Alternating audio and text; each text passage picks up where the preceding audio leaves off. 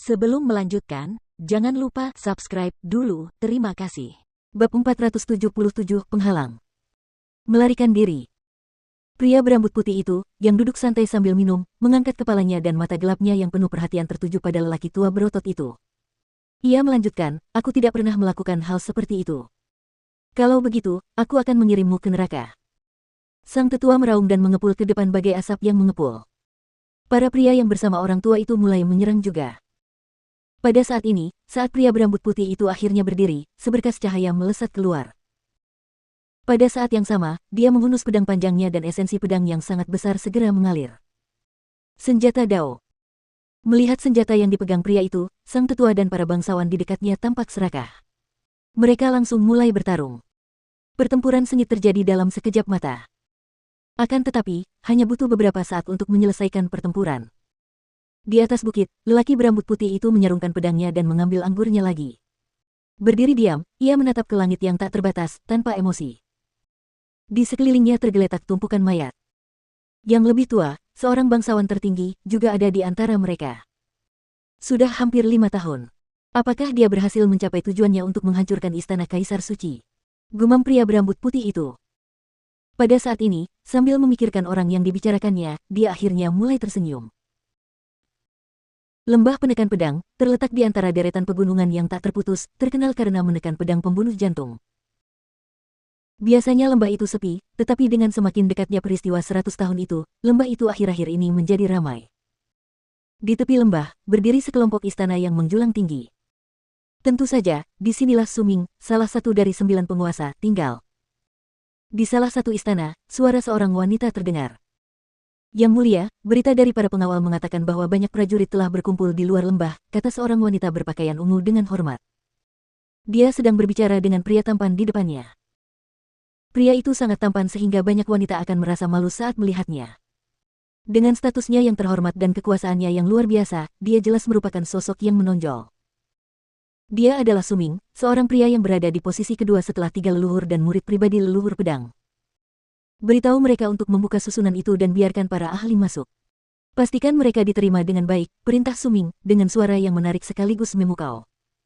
Dimengerti, Yang Mulia. Wanita berpakaian ungu itu mengangguk. Dia mengalihkan pandangannya, yang dipenuhi dengan semangat dan kekaguman, dari pria itu dan pergi.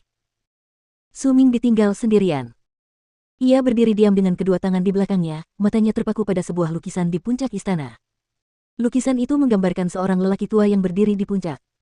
Sambil memegang pedang panjang di tangannya, lelaki tua itu menatap ke bawah dengan mata tajam seolah-olah ia berdiri di atas seluruh dunia. Orang tua. Suming menatap sesepuh dalam lukisan itu, wajahnya berkedut dan matanya dipenuhi kebencian. Sungguh jahat sekali kau meninggalkan cacat fatal pada pedang pembunuh jantung. Namun, aku beruntung, jadi trik itu tidak membunuhku. Kurasa jurus itu adalah kartu truf terakhir pedang pembunuh jantung, kan? Tunggu dan lihat saja.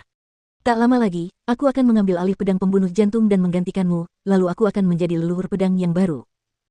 Berdengung. Tiba-tiba, sebuah saluran lebar muncul pada barisan di depan para prajurit yang telah berkumpul di pintu masuk lembah dan beberapa orang, dipimpin oleh wanita berpakaian ungu, berjalan keluar. Maaf membuat Anda menunggu. Sekarang, silakan ke sini dan tunjukkan token markis Anda, kata wanita itu. Setelah mengucapkan kata-kata itu, para prajurit membentuk barisan dan berjalan maju. Beberapa di antara mereka telah meraih ketenaran, tetapi mereka semua tetap bijaksana dan patuh ketika berada di lembah penindasan pedang. Bagaimanapun, mereka berada di tempat yang diperintah oleh Suming, salah satu dari 9 penguasa. Suming sangat kuat dan memiliki reputasi yang baik. Ia tidak perlu mengundang para ahli ke lembahnya dan berbagi kesempatan langka yang melibatkan kebangkitan pedang pembunuh jantung dengan mereka, tetapi ia melakukannya. Ia bahkan mengadakan pertemuan prinsip pedang untuk semua ahli. Di antara para ahli yang berjalan menuju wanita itu satu demi satu, Jian Wushuang, penguasa Hunjian, dan penguasa Tianming juga sedang mengantre. Saat mereka menunggu, mereka melihat bahwa tidak semua orang diizinkan memasuki lembah. Syarat untuk memasuki lembah tersebut termasuk undangan atau salah satu dari 72 token markuise, serta tingkat kekuatan seseorang. Di pintu masuk berdiri seorang petarung boneka emas, dan para ahli harus mengalahkan boneka tersebut untuk memasuki lembah. Itu seperti ujian untuk memasuki lembah. Faktanya, semua orang yang telah sampai di lembah itu sangat ahli dalam prinsip pedang dan seharusnya dapat lulus ujian ini. Jika tidak, mereka hanya akan mempermalukan diri mereka sendiri. Ini juga menjadi alasan mengapa Markis Piaoxue memilih 3 kuota dengan hati-hati. Tidak peduli berapa banyak kesempatan yang bisa didapatkan orang-orang terpilih, dia harus memastikan mereka cukup baik untuk setidaknya masuk ke lembah.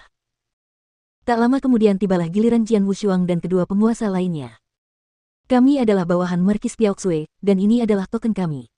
Penguasa Hunjian menyerahkan 3 token kepada wanita berpakaian ungu itu. Baiklah. Kalau begitu, silakan dicoba. Wanita itu mengangguk kepada mereka dan menunjuk boneka itu. Jian Wushuang dan para bangsawan saling bertukar pandang. Tuan Hunjian adalah orang pertama yang mendapat giliran, dan dia segera terlibat dalam pertempuran sengit dengan boneka itu. Ketika bertarung dengan boneka, alam, kultivasi, kekuatan, atau pemahaman dalam asal tidaklah penting, yang penting hanyalah pencapaian seseorang dalam prinsip pedang. Penguasa Hunjian dengan mudah mengalahkan boneka itu dengan jiwa pedang tingkat 2 miliknya. Kemudian giliran Tian Ming Lord. Meskipun ia belum membangkitkan jiwa pedangnya, ia memiliki prestasi yang baik dalam prinsip pedang dan telah menguasai banyak teknik pedang tingkat pertama. Setelah bertukar beberapa gerakan dengan boneka itu, ia mampu mengalahkannya. Akhirnya, tiba giliran Jian Wushuang.